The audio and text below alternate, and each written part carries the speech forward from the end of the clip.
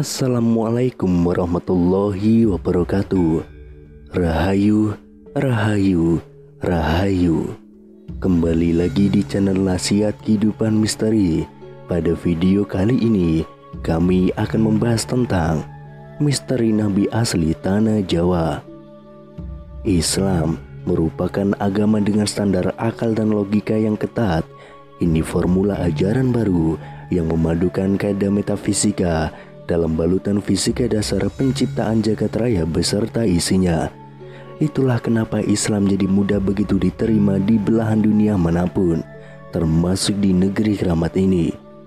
Kami akan membatasi kajian sisi keramat itu dari sudut pandang arkeologis, sebagaimana temuan Plato dalam Timaeus et Critias, Stephen Oppenheimer dalam Eden in the East, dan Arcio Santos dalam Atlantis, The Lost Continent Finally Found. Berikut temuan terbaru para peneliti di Gunung Padang, Lembah Bada, dan Borobudur. Peradaban besar 2-3 dimensi yang telah dikembangkan leluhur kita dan telah disepakati sebagai yang tertua dalam skala dunia.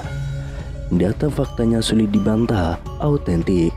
Dari penelitian mereka lah mencuat nama Lemuria, Atlantis, dan Dwi Pantara. Ketiganya mengembangkan ajaran yang sama, yaitu Sundayana atau pemujaan matahari. Percaya atau tidak, sampai hari ini kita masih menjalankan laku itu tanpa kesadaran yang utuh. Supaya kita tidak kehabisan energi mengulas riwayat sepanjang 70.000 tahun ke belakang sana, cukup kami sodorkan nukilan dari sebuah naskah Layang Joyoboyo atau Layang Noto berdasarkan manuskrip kuno yang dikumpulkan oleh Raden Mas J.R. Basuki dan Michael Swart, yang disusun dan diahli bahasakan oleh Pangeran Bendoro Susetyo dan Setyo Hajar Dewantoro. Ini merupakan bagian dari manuskrip kuno Gunung Klotok yang berisi wahyu Tuhan yang ditangkap oleh Josono yang turun pertama kali pada 4336 sebelum Masehi. Angka tarikh itu saja jauh lebih dulu 2000 tahun dari kelahiran Ibrahim alaihissalam di Ur Kasdim, yaitu pada 2510 sebelum Masehi atau Irak sekarang ini. Sebagai patria agama Samawi, perannya tidak diragukan lagi.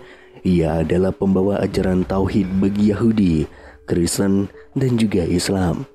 Namanya yang tersusun dari dua kosakata Ibrani, yaitu Ibn Rahim, bisa diartikan dengan Bapa umat manusia yang penyayang.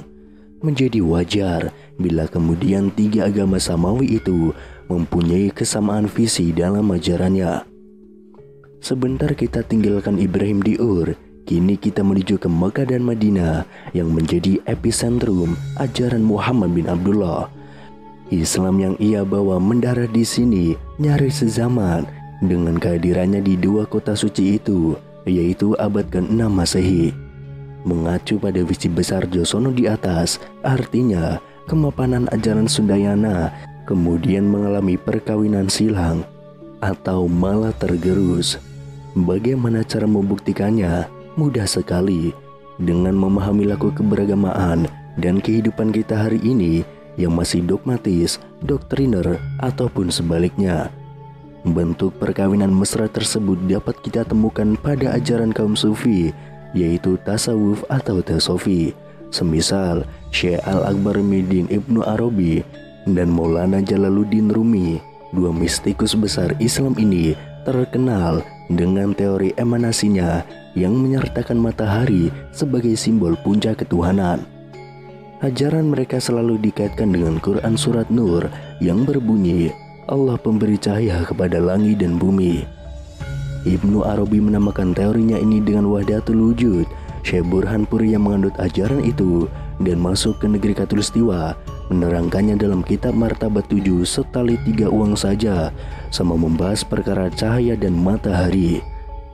Sekarang mari kita kembali pada Josono, sosok Rama Agung yang menyerap limpahan wahyu dan mencatatnya dalam kitab Layang Swara Dana 1 yang berbunyi, Ono kang handitahake sili pangelingan Jawa, sumarangan ceng soler wose ceculu Gusti, sinungan Gusti kang sawara gesang, hanitahake sawara prawoso ngakesang Siti Panglingan Jawa saking payinat kang peteng saknalika Gusti sumilahake trawang lan wentek kang Gusti cinanten tumuwu, yang artinya ada yang menjadikan tanah pengingat Jawa beserta segala isinya yang dijuluki Gusti.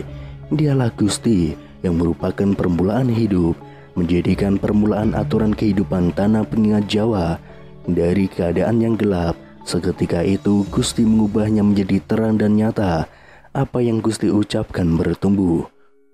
Jawa yang dimaksud dalam teks itu jelas bukan sekedar suku atau pulau dalam terminologi kita sekarang ini.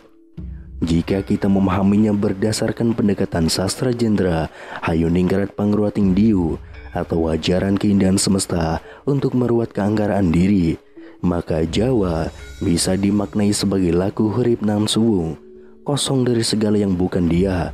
Jadi tanah Jawa adalah tempat terbaik bagi manusia untuk mengolah dirinya bersama Sang Hyang Tunggal. Nukilan dari wahyu di atas berkenaan dengan semesta raya dan isinya. Ada juga yang bertalian dengan manusia dan peri kehidupannya dalam layang Joyo Boyo.